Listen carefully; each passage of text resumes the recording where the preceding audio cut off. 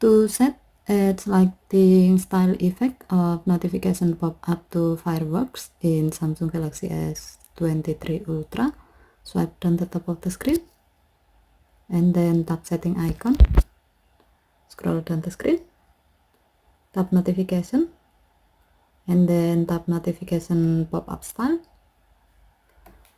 While the notification pop-up style is set to brief, tap its lighting style.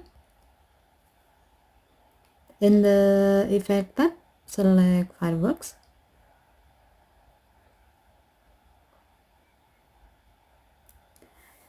When you select this effect and you receive a brief notification pop-up, the edge of your phone will light up and you will see the firework effect around the pop-up. Tap down button to save the change. The air lightning style effect has been set to firework. Okay, thank you for watching. Have a nice day.